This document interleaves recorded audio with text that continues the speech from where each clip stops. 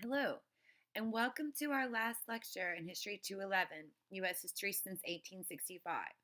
Although our class started as face-to-face, we are now ending our course as a online course. I hope the transition has been smooth for you as much as it can be. Please let me know if you have any questions. Also, do know that I miss seeing you and interacting with you and sharing that experience in the classroom. Um, but I wanted to speak with you very briefly today about the concept of the Great Strike of Slaves, which you will be reading about. For many of us, when we are first taught about the era of emancipation with the American Civil War over slavery and how emancipation um, develops, it seems like we are taught that Lincoln emancipates um, those who are enslaved in the former Confederate states, and although leaving many people in border states that did not secede in a state of enslavement until the 13th Amendment.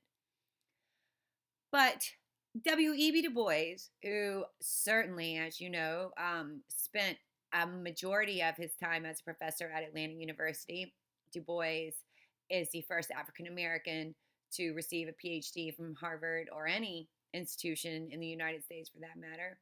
And he writes a seminal book called Black Reconstruction in 1935. And in this book, he is going to articulate that those who are enslaved in the South do a method of striking, meaning that they are no longer working, no longer toiling um, for their Confederate owners, and rather are using the leverage of their labor for the Union troops to become free. That's essentially the argument. And he is going to have a whole chapter in Black Reconstruction about this called the Great Strike of Slaves. In the 1930s, as he's writing, it is a time of labor movements, many of which are driven by African Americans. In the 1930s, of course, the majority of American textbooks do not say that slavery is the cause of the American Civil War, but rather it's an issue of states' rights. Even in the 1930s, the term itself, slavery, isn't even being used by white scholars. There is a dominant narrative of the history of America being published out of specific schools, such as Princeton, that are promoting a specific white supremacist, in my view, view of American history. Du Bois's work challenges that.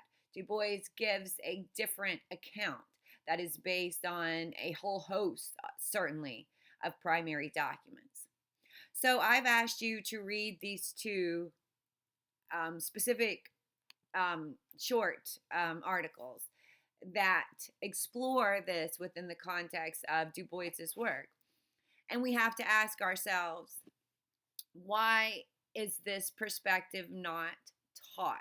I didn't encounter Du Bois's work and this myself until I was a graduate student. Most undergraduate students aren't taught this. Again, we are taught of this top-down approach and this idea that Lincoln, this so wonderful white guy, just liberated everyone. And that's a very disjointed idea, and one that takes away from agency, one that offers, again, this idea that those policymakers at the top are the ones who really contribute to history. It's important to look at the idea and the concept of the Great Strike for a number of reasons. Certainly, it demonstrates agency and the idea that people, even far before the Civil War starts, are attempting to liberate. How we've already seen this. We've seen resistance. We've seen the development of maroon colonies. We know that even in the American South, there are more free people of color than across other parts of the country. So we already know this. So we have been taught a different, you and I have been engaging in a different historical conversation, one that has already been building to this interpretation already. Remember the Dunning School, and that's the school I was talking about before at both Princeton and also at, I guess, at Columbia to even Johns Hopkins, right? This Dunning School of History that is taught very much takes the issue of slavery right out of the Civil War itself. So when Du Bois puts enslavement right at the heart of the narrative, you can imagine that those who are writing this traditional or this broader history of American Civil War and its development later disagree, right? They say that Du Bois is incorrect. They say that Du Bois is making things up, and he fights back. You should know this.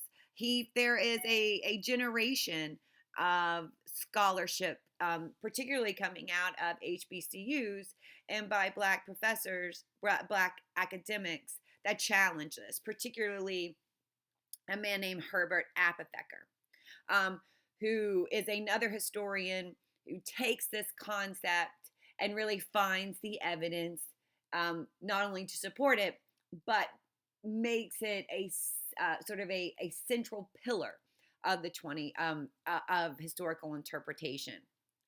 What we see is by the late 20th century, many other quote unquote mainstream historians, many of whom are writing college history textbooks like the one that I read in college and one that I used as an early teacher, um, use use the idea of the general strike as the beginning of emancipation.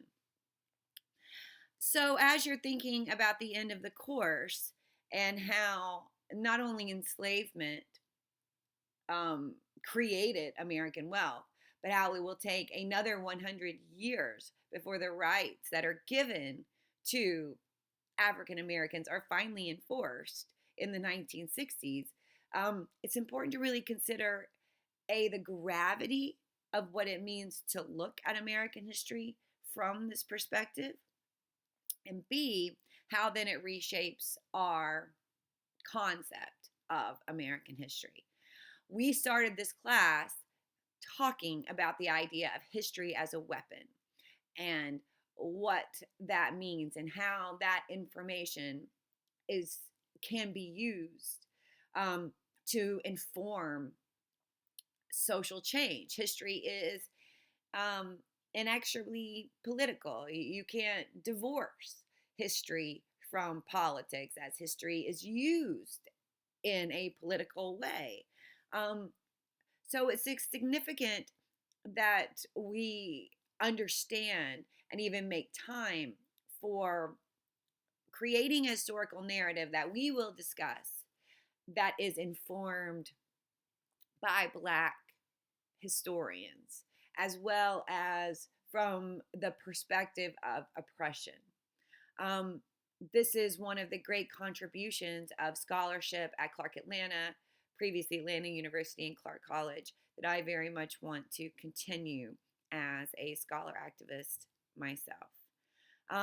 So take the time to read these two articles. I know that you will think that they are interesting. I did want to explain some of the background of this to you to help to understand and also to really emphasize why it's so important to understand this concept of the Great Strike and how people are actively using their labor as a mechanism for liberation and emancipation.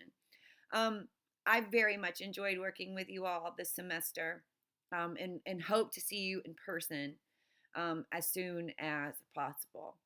Please let me know if you have any questions, issues, or concerns, and take care.